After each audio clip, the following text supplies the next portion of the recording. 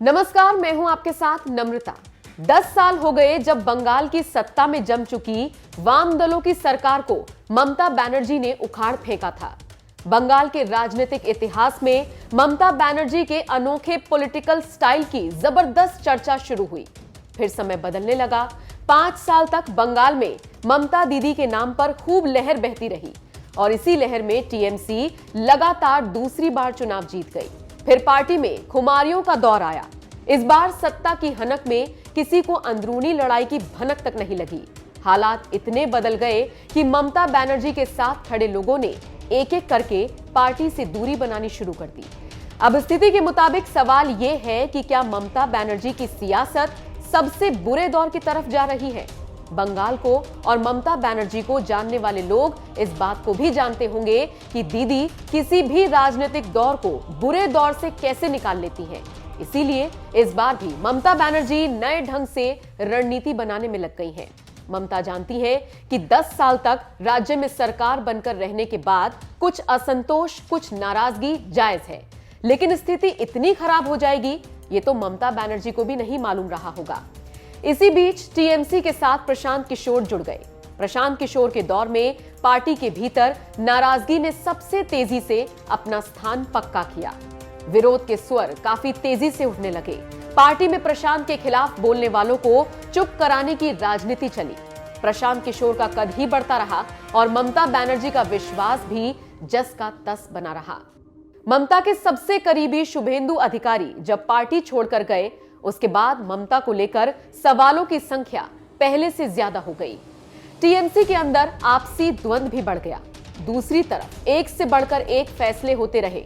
संगठन में बदलाव की आंधी आई तो ममता के कई करीबी भी निपटा दिए गए। नए चेहरों को मौका मिला। साफ साफ दिखने लगा कि दीदी की पार्टी अब सबसे कठिन दौर में फंस गई है।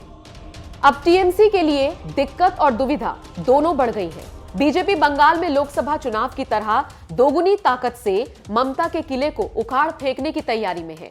बड़े नेता लगातार बंगाल का दौरा कर रहे हैं। हर तरह से टीएमसी के खिलाफ मोर्चा खोलकर बीजेपी वोटों को अपनी ओर शिफ्ट कराना चाहती है। ममता बनर्जी के लिए सबसे ज्यादा दिक्कत तब शुरू हो गई थी जब मुकुल रॉय ने बीजेपी का दामन थामा था।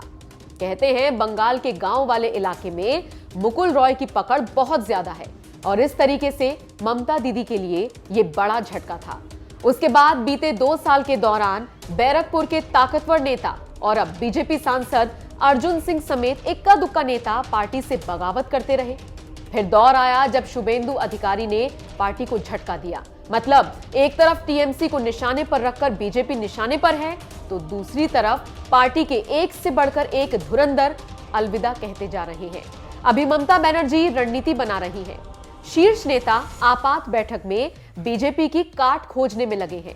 कुछ दबी जुबान से पार्टी बदलने की आदत को बंगाल में बढ़ाने के लिए ममता बनर्जी को ही दोषी मान रहे हैं। विरोधी कह रहे हैं कि ममता को अब उन्हीं की भाषा में जवाब मिल रहा है। कांग्रेस भी ममता को ही निशाने पर ले रही है।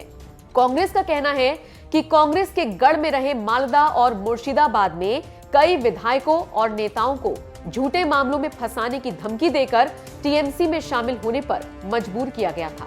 उस समय दल बदलने वाले कई लोग अब बीजेपी में चले गए हैं। राजनीति के जानकार बता रहे हैं कि 60 के दशक को छोड़ दें तो पश्चिम बंगाल की राजनीति में दल बदलने की परंपरा नहीं रही है।